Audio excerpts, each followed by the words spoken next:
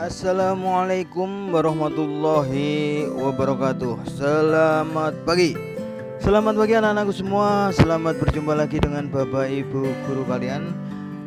Kami juga mengucapkan selamat menjalankan ibadah puasa pada pagi hari ini kepada anak-anak semua.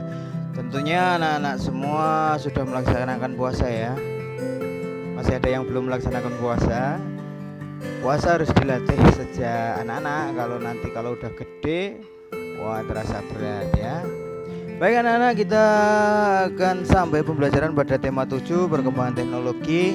Nanti pada pembelajaran kelima pada hari ini ya. Namun sebelum melaksanakan pembelajaran seperti biasanya, kita ingatkan kembali tugas-tugas pokok kalian di pagi hari setiap harinya ya. Yang pertama adalah tugas untuk membantu orang tua kalian di pekerjaan rumah beliau ya. Apapun tugasnya, membersihkan rumah ya, menata kamar tidur kalian, ya. Kemudian membersihkan halaman, menyapu lantai, atau membantu ayah di ladang, silakanlah. Yang kedua adalah melaksanakan sholat duha. Sholat duha jadikan kebiasaan yang baik ya, 4 rakaat dirangkai dengan doa duha tentunya, dan diakhiri kegiatan pagi kalian dengan membaca surat-surat pendek dari juz amma. Baik anak-anak, mari kita laksanakan pembelajaran pada kesempatan pagi hari ini. Tema 7 pembelajaran 5. Pembelajaran 5, manfaat keberagaman di sekolah. Setiap siswa di sekolah memiliki keunikan sendiri yang berbeda-beda. Misalnya berbeda suku, bangsa, budaya, atau bahasa daerah yang digunakan. Tapi kalau di tempat kita tentunya hampir sama masalah ini. Yang paling banyak nanti perbedaan itu di sifat ya, kegemaran ya, sifat ya, kesukaan, hobi dan sebagainya. Tapi kalau di tempat-tempat lain mungkin ini ada perbedaan suku, bangsa, budaya, atau bahasa daerah mungkin juga berbeda itu ya. Manfaat keberagaman dalam lingkungan sekolah. Manfaatnya apa adanya keberagaman di lingkungan sekolah? Tentu ada manfaatnya ya. Yang pertama adalah membuat kita menyadari bahwa kita harus hidup rukun dan saling menghormati antar sesama teman. Dengan adanya perbedaan ini, tentu kita menyadari bahwa kita kalau ingin hidupnya enak di kelas ya, nyaman, itu harus ada rasa hormat, menghormati, saling menghargai. Yang kedua, dapat bekerja sama dengan teman ya. Meskipun berbeda dari beberapa sisi, baik itu dari sifat, dari keragaman budaya dan sebagainya, kita harus dapat bekerja sama. Yang ketiga, adanya perbedaan ini dapat mengembangkan kreativitas siswa dalam berpikir. Ya, misalnya berbeda bahasa, ini jelas ya. Biasanya kalau di pondok itu perbedaan ini sangat banyak ya. Nah, ini akan membuat kita itu lebih kreatif dalam berpikir.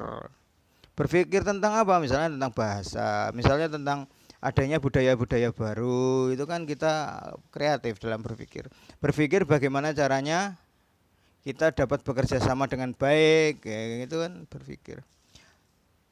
Juga menjadi sumber belajar berkomunikasi dan bekerja sama dengan baik dalam perbedaan ya. Nih. Menentukan simetri putar pada bangun datar. Setelah kemarin kita belajar tentang simetri lipat ya. Kemarin juga kita singgung sedikit tentang simetri putar. Hari ini kita akan mempelajari apa itu simetri putar. Sebuah bangun datar dikatakan memiliki simetri putar jika saat diputar akan membentuk pola yang sama minimal 2 kali. Ya. 2 kali putaran itu membentuk pola yang sama. Ini namanya mempunyai simetri putar. Perhatikan contoh ini. Nah, ini gambar apa? Gambar bangun datar persegi panjang. Ya. Kita lihat. Diputar sekali dia itu akan berdiri, kemudian diputar 2 kali akan membentuk pola yang sama dari gambar yang pertama, ya kan? Ini namanya satu simetri putar. Sebuah persegi panjang dapat membentuk pola yang sama jika diputar setengah putaran dan satu putaran penuh. Ini berarti persegi panjang merupakan bangun datar yang memiliki simetri putar.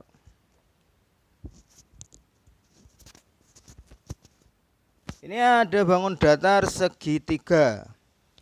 Bangun segitiga sama kaki hanya dapat membentuk pola yang sama jika diputar satu putaran penuh. Artinya segitiga sama kaki merupakan bangun datar yang tidak memiliki simetri putar.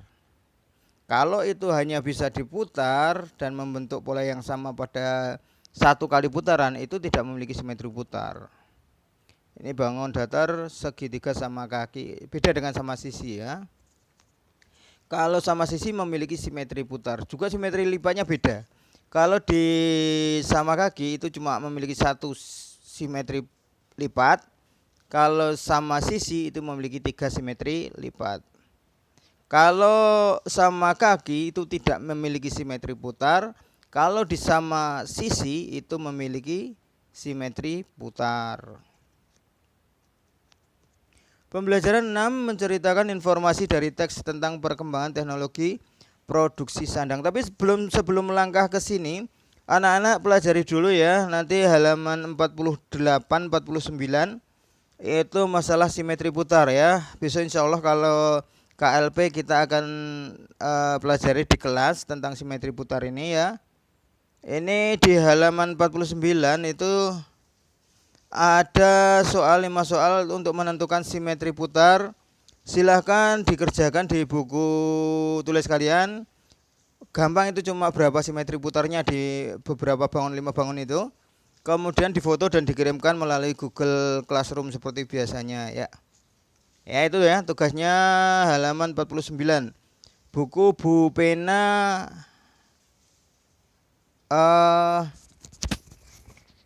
yang 3D ya, jangan yang 3C, 3D. Baik, kita lanjutkan kembali pembelajaran kita menceritakan informasi dari teks tentang perkembangan teknologi produksi sandang. Kamu dapat menceritakan informasi tentang perkembangan teknologi produksi sandang ya. Informasi tersebut dapat diperoleh dengan cara membaca teks. Informasi itu bisa diperoleh dengan membaca teks, dengan mengamati gambar ya. Itu cara-cara memperoleh informasi, atau dengan mendengarkan orang yang sedang menerangkan sesuatu. Silakan anak-anak kalau ada soal, ada latihan di Bu Pena silahkan dipakai untuk latihan ya. Tapi yang tugas kalian hari ini adalah halaman 49. Pembelajaran 6 menyikapi keberagaman di sekolah. Kita akan menemukan banyak keberagaman sifat teman di sekolah. Misalnya sifat teman yang kita miliki itu misalnya periang dan teman yang pendiam ya. Ini masalah sifat ya. Perbedaan itu harus kita sikapi dengan bijaksana agar tetap terjalin rasa persatuan di antara teman ya. Perbedaan harus kita sikapi dengan saling menghormati, toleransi ya, kerjasama yang baik. Contoh sikap yang perlu diterapkan dalam menyikapi perbedaan. Sikap kita bagaimana dalam menyikapi perbedaan? Yang pertama, saling menghargai dan menghormati. Yang kedua, saling membantu dan menyayangi. Yang ketiga, mau bekerja sama dan berteman dengan siapa saja. Yang keempat, saling bersikap toleran dalam perbedaan. Yang kelima, melestarikan keberagaman budaya bersama teman. Nah, ini contohnya. Pembelajaran 6 masih menentukan tingkat simetri putar bangun datar. Banyaknya pola yang dapat dibentuk suatu bangun datar dalam sekali putaran menyatakan tingkat simetri putar bangun datar tersebut. Jadi tingkat simetri putar itu adalah banyaknya pola yang dapat dibentuk suatu bangun datar dalam sekali putaran. Perhatikan gambar berikut ini. Nah, ini bangun persegi ya. Dari gambar di atas dapat dilihat bahwa persegi dapat membentuk pola yang sama seperti sebelum diputar setelah diputar 4 kali. 1, 2, 3, 4. polanya sama. Ya.